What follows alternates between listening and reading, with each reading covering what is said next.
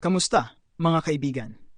Ngayon sa video na ito, ipapakita ko sa inyo ang lahat ng kailangan malaman tungkol sa Binance. Susuriin natin ang lahat ng hakbang-hakbang at ito ay isang kumpletong tutorial para sa mga nagsisimula. Kaya kung ikaw ay bago sa Binance, ang video na ito ay para sa iyo.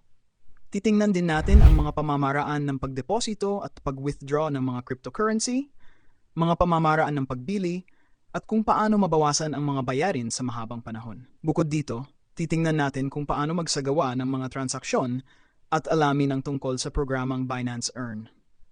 Ang programang ito ay isang matalinong paraan upang kumita ng interes sa mga ari-arian na hawak sa platform ng Binance. Ngayon, tingnan natin kung paano magdeposito ng pondo sa fiat currency.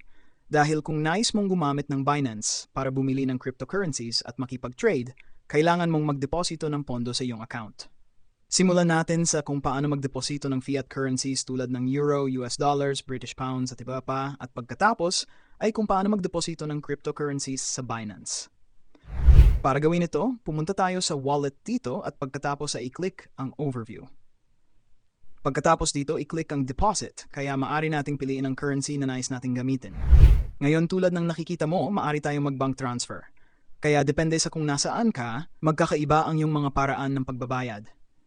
Pero inire-rekomenda kong gumamit ng mga bank transfer dahil mas mababa ang mga bayarin kumpara sa credit card. Pagkatapos, maaari mong i-click ang magpatuloy dito.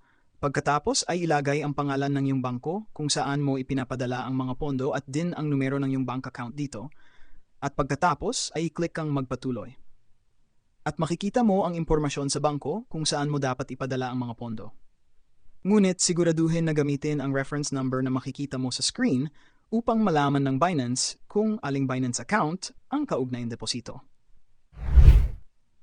Kapag nakumpleto mo na ang bank transfer, sa loob ng 1-3 araw ng negosyo, makakatanggap ka ng email mula sa Binance na nagsasabing ang mga pondo ay available na sa iyong Binance account. Kung nais mong ilipat ang mga dolyar ng Estados Unidos sa iyong Binance account, at pagkatapos ay bumili ng cryptocurrencies gamit ang iyong balanse sa dolyar, gaya ng nakikita mo, itatago ng Binance ang iyong mga dolyar ng Estados Unidos sa BUSD na siyang stablecoin ng Binance para sa mga dolyar ng Estados Unidos.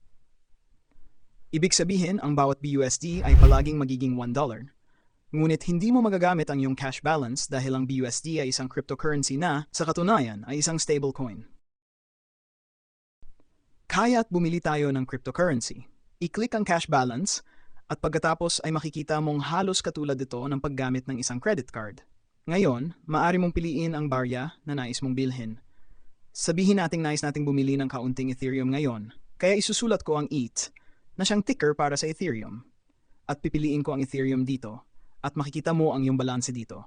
At ngayon, dahil naipasok ko na lahat dito, maaari ko na lamang i-click ang bumili ng Ethereum dito sa ibaba, at dapat ay mayroon na akong Ethereum sa aking Binance wallet. At tulad ng nakikita mo, nakumpleto na ang pagbili.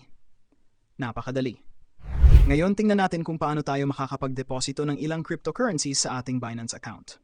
Marahil ay mayroon ka ng ilang cryptocurrencies sa ibang exchange o sa isang uri ng wallet na nais mong ilipat dito sa Binance upang makapag-trade gamit ang cryptocurrency na iyon. Magagawa natin ito sa pamamagitan ng pagpunta sa ating wallet.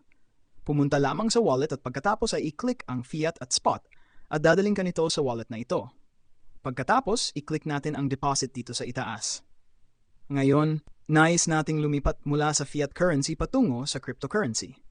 Kaya, i-click ang cryptocurrency at makikita mo ang lahat ng iba't ibang cryptocurrencies na maaari nating ideposito dito sa ilalim ng currency. Kaya maaari mo lamang i-click ang drop-down menu at magpasya kung aling uri ng cryptocurrency ang nais mong ideposito sa iyong Binance account. Ngayon, tingnan natin kung paano natin ma-withdraw ang ating cryptocurrency mula sa ating Binance account at ilipat ito sa isang wallet o sa ibang uri ng cryptocurrency exchange.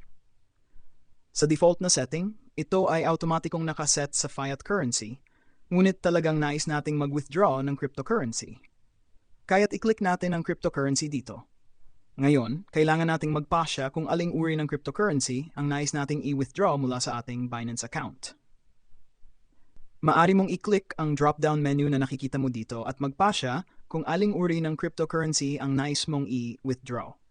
At makikita mo ang lahat ng iyong cryptocurrencies na mayroon sa iyong account dito. At ang address ng tatanggap ay ang address kung saan mo nais itong ipadala At napakahalaga na ilagay mo ang tamang address dito. Kung hindi, maari mong mawala ito kung ipapadala mo ito sa maling address. Ngayon, magpasya ka kung aling uri ng network ang nais mong ipadala ito. Kapag nag-set ka ng network, ang lugar kung saan mo tatanggapin ang cryptocurrency ay dapat ding nakaset sa parehong network. Kapag na-set up mo na ang lahat, i-click ang ipadala at ang transfer ay agad na magaganap. Kaya sabihin nating nais kong mag-withdraw ng ilang US dollars dito. Pagkatapos ay makikita mo ang lahat ng mga opsyon kung paano mo ma-withdraw ang perang iyon sa iyong bank account.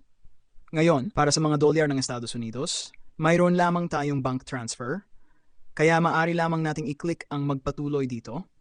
Pagkatapos ay ilagay ang lahat ng iyong detalye sa bangko at i-click ang magpatuloy. Kapag nakumpirma na, ipadadala ng Binance ang mga pondo sa iyong bank account. Ngayon, nais kong ipakita sa iyo ang Binance Earn na isang passive income at ito ay isang napakamatalinong paraan upang kumita ng interest sa cryptocurrency na hawak mo sa iyong Binance account. Ito ay medyo katulad ng isang savings account para sa iyong cryptocurrencies. Kaya, pumunta sa Finance at i-click ang Binance Earn, makikita mong mayroon kang ilang mga opsyon para kumita ng interest sa iyong mga cryptocurrencies. Ngayon, mayroon kang mga flexible na termino. Ibig sabihin, mayroon kang opsyon na palaging i-withdraw ang iyong cryptocurrency na ipinapahiram mo para kumita ng interest. Sa mga fixed na termino, sa katunayan, nililock mo ang iyong cryptocurrency sa isang tiyak na panahon. Mas matagal mong i-lock ang iyong cryptocurrency, mas mataas ang magiging kita. Halimbawa, kapag nilock mo ito sa loob ng 7 araw, ang kita ay magiging 66.31%. Kung ilalock mo ito sa loob ng 30 araw, magiging 6.666%. At sa loob ng 90 araw, magiging 70%. At kung ikukumpara sa mga flexible na termino, sa mga fixed na termino, makakakuha ka ng kaunti pang interest sa iyong cryptocurrency. Kaya, sa madaling salita, mayroong iba't ibang mga opsyon na available at patuloy itong nagbabago.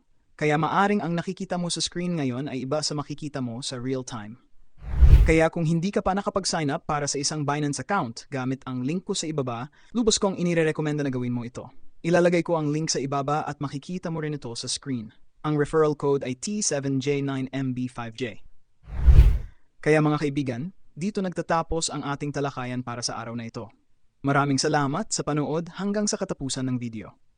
Ito ay isang kumpletong tutorial para sa mga nagsisimula. Ngunit kung nagustuhan mo ang tutorial na ito, paki-comment sa ibaba at sa susunod na video ay gagawa ko ng isang mas advanced na version. Maraming salamat sa panonood. Magkikita tayo sa susunod na video.